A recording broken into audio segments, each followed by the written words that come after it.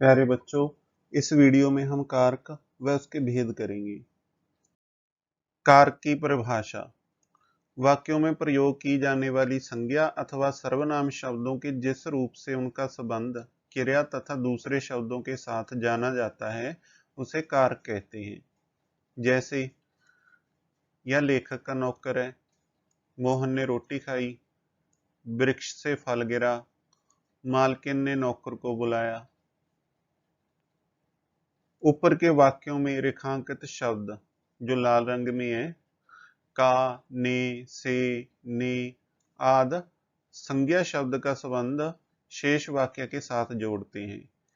इन शब्दों को कारक कहा जाता है।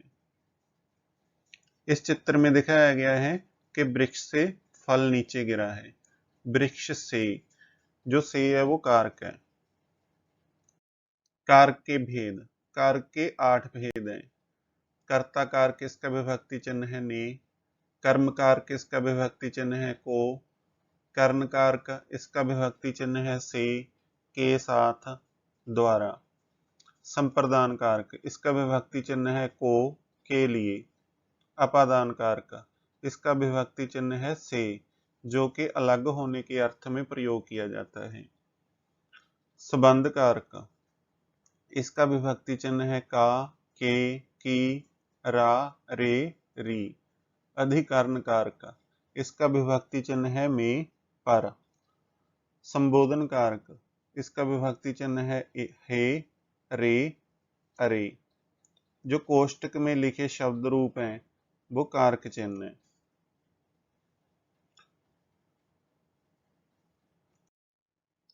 यहाँ पर कारक के जो भेद हैं और उनके चिन्ह हैं उनको एक टेबल के रूप में दर्शाया गया है। आप इनको भी अच्छी तरह से देख सकते हो। यहाँ पे क्रमांक दिया गया है 1 2 3 4 और यहाँ पर कारक का भेद है। कर्ता कारक इसका कारक चिन्ह है ने, कर्म कारक इसका कारक चिन्ह है को, कर्ण कारक इसका कारक चिन्ह है से, के साथ या द्वारा। संप्रदान कारक इसका कारक चिन्ह है को, के लिए। उसके बाद आ गया अपादान कारक इसका कारक चिन्ह से, जो अलग होने के अर्थ में प्रयोग किया जाता है। संबंध कारक इसके कारक चिन्ह का, के, की, रा, रे, री। अधिकरण कारक इसके कारक चिन्ह में, पर। आठवां आ गया संबोधन कारक हे, रे, अरे। इसके कारक चिन्ह। अब हम कारक के भेद विस्तार से करेंगे। पहला है कर्ता कारक। कर्ता कारक की परिभाषा। वाक्य में प्रयोग किए जाने वाले संज्ञा या सर्वनाम के जिस रूप से क्रिया करने वाले का ज्ञान हो उसे कर्ता कारक कहते हैं। इसका विभक्ति चिन्ह ने है। इसकी उदाहरण है, दिनकर ने गुलाब जामुन खाई। यह दिनकर है, ये गुलाब जामुन है। गुलाब जामुन खाकर दिनकर देखो कितना खुश हो रहा है। जो रमेश है वो अमरूद खाता है। यह रमेश है और यह अमरूद है। जो रमेश है वो अमरूद खाना पसंद करता है। रमेश अमरूद खाता है। इसकी उदाहरण है, इसमें जो विभक्ति चिन्ह ने, दिनकर ने गुलाब जामुन खाई। जो ने विभक्ति चिन्ह है इससे हमें यह पता चलता है कि इस वाक्य में कर्ता कारक है। कई बार विभक्ति चिन्हों के बिना भी कर्ता कारक का वाक्यों में प्रयोग किया जाता है। जैसे रमेश अमरूद खाता है। रमेश ने अमरूद खाया नहीं है, यहाँ पे रमेश अमरूद खाता है, तो यहाँ पर भी कर्ता कारक है। कर्ता कारक के भेद। कर्ता कारक के 2 भेद हैं, प्रधान कर्ता कारक और अप्रधान कर्ता कारक। प्रधान कर्ता कारक की परिभाषा। अगर वाक्य में कर्ता के लिंग, वचन और पुरुष के अनुसार क्रिया हो तो उसे प्रधान कर्ता कारक कहते हैं। जहां पर उदाहरण दी गई है, जैसे रमेश अमरूद खाता है। जहां पर जो खाता है वो क्रिया रमेश के अनुसार है, इसीलिए ये प्रधान कर्ता कारक है। आगे आ गया अप्रधान कर्ता कारक। इसकी परिभाषा है, अगर वाक्य में कर्ता के लिंग, वचन और पुरुष के अनुसार क्रिया ना हो तो उसे अप्रधान कर्ता कारक कहते हैं। दिनकर ने गुलाब जामुन खाई। जहां पर जो कर्ता है वो दिनकर है, जो दिनकर है वो पुल्लिंग है, मगर जो क्रिया है वो स्त्रीलिंग है। जो क्रिया हुई है वो किसके अनुसार हुई है? गुलाब जामुन के अनुसार। इस तरह से इस वाक्य में जो क्रिया है वो कर्ता के अनुसार नहीं हुई, तो यह अप्रधान कर्ता कारक है। कारक का अगला भेद है कर्म कारक। इसकी परिभाषा है, वाक्य में प्रयोग किए जाने वाले संज्ञा या सर्वनाम के जिस रूप पर क्रिया का फल पड़ता है या खत्म होता है उसे कर्म कारक कहते हैं। इसका विभक्ति चिन्ह को है। उदाहरण, लोगों ने चोर को पकड़ लिया। यहाँ पर क्रिया का फल किस पर पड़ रहा है? चोर पर। इसलिए इस वाक्य में कर्म कारक का प्रयोग हुआ है। राधा मैगजीन पढ़ती है। यहाँ पे मैगजीन का चित्र दिया गया है। यहाँ पर जो क्रिया का फल है वो मैगजीन पर पड़ रहा है, इसीलिए इस वाक्य में भी कर्म कारक है। कई बार विभक्ति चिन्ह नहीं लगाया जाता। जिस प्रकार दूसरी उदाहरण में राधा मैगजीन पढ़ती है, यहाँ पर यह नहीं लिखा गया कि राधा मैगजीन को पढ़ती है, मगर जो कर्म कारक है उसमें विभक्ति चिन्ह लगाना जरूरी भी नहीं है। क्रिया का प्रभाव चोर और मैगजीन पर पड़ रहा है, इसीलिए इन उदाहरणों से हम ये अंदाजा लगा सकते हैं या पता कर सकते हैं कि इस वाक्य में कारक का कौन सा भेद है? कर्म कारक। कारक का अगला भेद है कर्ण कारक। वाक्य में संज्ञा या सर्वनाम के जिस रूप से क्रिया के साधन का बोध हो उसे कर्ण कारक कहते हैं। इसका विभक्ति चिन्ह से, के साथ, के द्वारा है। उदाहरण, वह सब ओर से दुश्मनों के द्वारा घेर लिया। यहाँ पर विभक्ति चिन्ह से का प्रयोग हुआ है। इस प्रकार इस वाक्य में कर्ण कारक है। मोहन चम्मच के साथ भोजन खा रहा है। जहां पर जो विभक्ति चिन्ह के साथ, जहां पर क्रिया के साधन का बोध हो रहा है किसके द्वारा? चम्मच के द्वारा। तो हम पता लगा सकते हैं कि इस वाक्य में कारक का कौन सा भेद है? कर्ण कारक। मैं उसे व्हाट्सएप, यहाँ पर व्हाट्सएप का लोगो दिया गया है, द्वारा वीडियो भेज रहा हूं। किसके द्वारा भेजा जा रहा है? व्हाट्सएप के द्वारा। तो हमें क्रिया के साधन का बोध हो रहा है। तो इस प्रकार इस वाक्य में कारक का कौन सा भेद है? कर्ण कारक। कई बार कर्ता और कर्म कारक की तरह कर्ण कारक में भी विभक्ति चिन्ह का प्रयोग नहीं किया जाता। जैसे रानी ने अपने हाथों भोजन दिया। जहां पर जो विभक्ति चिन्ह है, रानी ने अपने हाथों से भोजन दिया नहीं लिखा गया, रानी ने अपने हाथों के द्वारा भोजन दिया यह भी नहीं लिखा गया। कई बार वाक्य में विभक्ति चिन्हों का प्रयोग नहीं होता, मगर हम उस वाक्य में अगर हमें क्रिया के साधन का बोध हो रहा हो तो हम पता लगा सकते हैं कि उस वाक्य में कारक का कर्ण कारक वाला भेद है। कारक का अगला भेद है संप्रदान कारक। इसकी परिभाषा है, वाक्य में संज्ञा या सर्वनाम शब्दों के जिस रूप से किसी को कुछ दिए जाने अथवा किए जाने का बोध हो उसे संप्रदान कारक कहते हैं। इसका विभक्ति चिन्ह को, के लिए है। उदाहरण, उसने अनुराधा को कलम दी। इसमें जो विभक्ति चिन्ह है को का प्रयोग हुआ है। किसको? अनुराधा को। तो यहाँ पर हमें पता चल जाता है कि इस वाक्य में संप्रदान कारक है, क्योंकि इससे कुछ दिए जाने का बोध हो रहा है। क्या दिए जाने का बोध हो रहा है? कलम दिए जाने का बोध हो रहा है। किसको दिए जाने का बोध हो रहा है? अनुराधा को। नौकर किसान के लिए हल लाया। के लिए विभक्ति चिन्ह आ गया। किसके लिए लाया? किसान के लिए। तो यहाँ पर भी हमें कुछ दिए जाने या कुछ किए जाने का बोध हो रहा है। नौकर ने कुछ किया है किसान के लिए, तो यहाँ पर कारक का कौन सा भेद हो गया? संप्रदान कारक। इस कारक की विशेष बात यह है, इसमें दान या उपकार का भाव मुख्य होता है। जब को विभक्ति कुछ देने का भाव प्रकट करे तो संप्रदान कारक होगी, नहीं तो यह कर्म कारक की विभक्ति है। उदाहरण, भिखारी को रोटी दे दो। यहाँ पर कुछ दिए जाने का बोध हो रहा है, कुछ किए जाने का बोध हो रहा है, तो यह संप्रदान कारक है।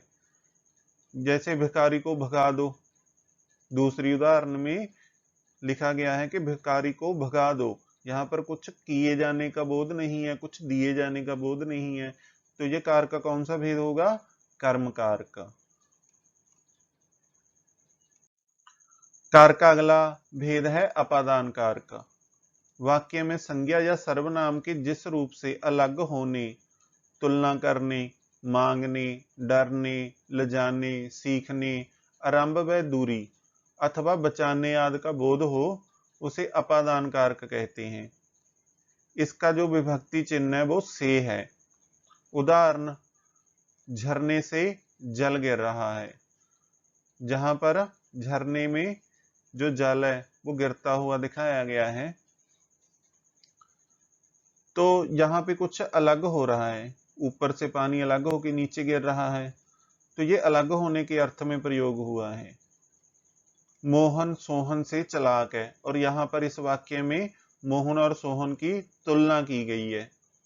भिखारी ने दुकानदार से भिक्षा मांगी, और यहाँ पर मांगने के अर्थ में प्रयुक्त हुआ है। मानव कुत्ते से डरता है, और यहाँ पर डरने के अर्थ में प्रयुक्त हुआ है। तो इन वाक्यों में कौन सा कारक होगा? अपादान कारक। नववधु पति से शर्मा रही है, तो यहाँ पर शर्माने के अर्थ में प्रयोग हुआ है। इस वाक्य में कौन सा कारक होगा? अपादान कारक। छात्र अध्यापक से सीखते हैं, यहाँ पर सीखने के अर्थ में कौन सा भेद होगा जी कारक का? अपादान कारक। मैं कल से सैर करने जाऊंगा, जहां पर आरंभ करने के अर्थ में प्रयोग हुआ है। इस वाक्य में जो सैर है वो आरंभ करने की बात की जा रही है, तो इस वाक्य में कारक का कौन सा भेद होगा? अपादान कारक। मेरा घर शहर से दूर है, यहाँ पर दूरी के अर्थ में प्रयुक्त हुआ है, तो यहाँ पर कारक का कौन सा भेद होगा? बिल्कुल ठीक, अपादान कारक। अनुराधा ने लड़की को डूबने से बचाया, और यहाँ पर बचाने के अर्थ में प्रयुक्त हुआ है। यहाँ पर कारक का कौन सा भेद होगा?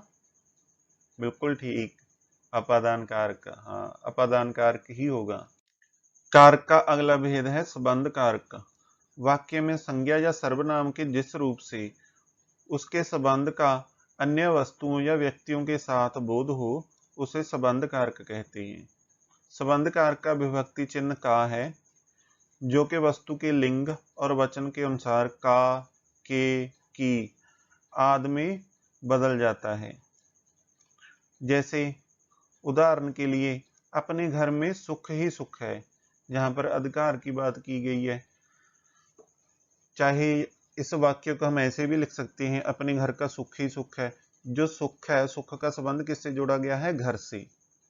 तो इस वाक्य में कारक का कौन सा भेद हो गया? संबंध कारक का। यह जमीन 5000 वर्ग गज की है, यहाँ पर परिमाण का प्रयोग हुआ है। जो की है विभक्ति चिन्ह, इससे हम पता लगा सकते हैं कि जो जमीन का संबंध है, जो गजों का संबंध है, वो जमीन से है। तो इसमें कौन सा कारक हो गया? संबंध कारक का। सनी देओल धर्मेंद्र का पुत्र है, यहाँ पे रिश्ते की बात की गई है, रिश्ते का संबंध जोड़ा गया है, तो यहाँ पर कारक का कौन सा भेद हो गया? संबंध कारक का। इस टैंकी में पीने का पानी है, यहाँ पर प्रयोजन बताया गया है, और जो का विभक्ति चिन्ह है हमें पता है वो संबंध कारक का है। जो टैंकी में पीने का, जो टैंकी का पानी है उसका संबंध किससे है? पीने से है। तो इस वाक्य से हमें पता चलता है कि ये संबंध कारक है। यह खिलौना 2500 रुपए का है, यहाँ पर मूल्य बताया गया है। जो 25 रुपए है उसका संबंध किससे है? खिलौने से है। तो इस वाक्य में कौन सा कारक हो गया? संबंध कारक। कारक का अगला भेद है अधिकरण कारक। इसकी परिभाषा है, वाक्य में संज्ञा या सर्वनाम के जिस रूप से क्रिया के आधार अर्थात स्थान, अवसर या समय आदि का बोध हो, उसे अधिकरण कारक कहते हैं। इसके मुख्य विभक्ति चिन्ह में, पे और पर है। इसके अलावा ऊपर, के बीच, के अंदर और को विभक्ति चिन्हों का भी प्रयोग होता है। उदाहरण के लिए हमने गांव में सामान रख दिया में, तो इससे हमें क्या बोध होता है? स्थान का बोध होता है कि गांव में रखा है। तो ये कौन सा कारक हो गया? अधिकरण कारक। बंदर पेड़ों पर कूद रहे हैं, ये देखो बंदर पेड़ों के ऊपर कूदते दिखाई दे रहे हैं, तो ये कौन सा कारक हो गया? अधिकरण कारक। परिवार के ऊपर भारी संकट आ पड़ा, के ऊपर विभक्ति चिन्ह से हम पता लगा सकते हैं ये कौन सा कारक है? अधिकरण कारक। क्रिकेट गेंद तालाब के बीच जा गिरी, के बीच, ये कारक का कौन सा भेद हो गया? अधिकरण कारक। बंदूक अलमारी के अंदर रखी है, के अंदर, स्थान का बोध हो रहा है, तो ये कारक का कौन सा भेद हो गया? अधिकरण कारक। दूसरे शनिवार को बैंकों में अवकाश रहता है, में विभक्ति चिन्ह प्रयोग हुआ है और यहाँ पर हमें समय बताया गया है कि दूसरे शनिवार को, तो यह कारक का कौन सा भेद हो गया? अधिकरण कारक। कारक का आखिरी भेद है संबोधन कारक। इसकी परिभाषा है वाक्य में संज्ञा या सर्वनाम के जिस रूप से किसी को पुकारने अथवा संबोधन करने का बोध हो उसे संबोधन कारक कहते हैं। इसके विभक्ति चिन्ह हे, रे, अरे आदि हैं।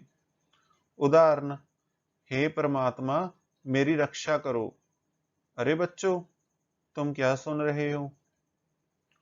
तो इन उदाहरणों में पहली उदाहरण में हे परमात्मा, परमात्मा को संबोधन किया गया है, तो इससे हम पता लगा सकते हैं कि इसमें जो विभक्ति चिन्ह हे है और परमात्मा को संबोधन किया गया है, तो इस वाक्य में कारक का कौन सा भेद होगा? संबोधन कारक। दूसरे वाक्य में अरे बच्चों, बच्चों को संबोधित किया गया है, बच्चों को पुकारा गया है, तो इससे हम पता लगा सकते हैं कि इस वाक्य में कारक का संबोधन कारक वाला भेद है। बच्चों आशा करता हूं कि आपको कारक की परिभाषा, कारक के भेद अच्छी तरह से समझ आ गए होंगे। आपने कारकों के भेद और उनके विभक्ति चिन्हों को अच्छी तरह से याद करना है। बच्चों आपने कारक की परिभाषा, कारक के भेद को अपनी हिंदी विषय की कापियों पर साफ और सुंदर लिखाई में लिख लेना है और रफ कापियों पर लिखकर इसका अभ्यास करना है। कुछ वाक्य लेने हैं और उनमें से कारक के भेदों की पहचान करने की कोशिश करनी है। इस वीडियो के डिस्क्रिप्शन बॉक्स में कुछ और व्याकरण संबंधी वीडियो के लिंक दिए गए हैं, आप उन लिंकों पर क्लिक करके दूसरे वीडियो को भी देख सकते हैं।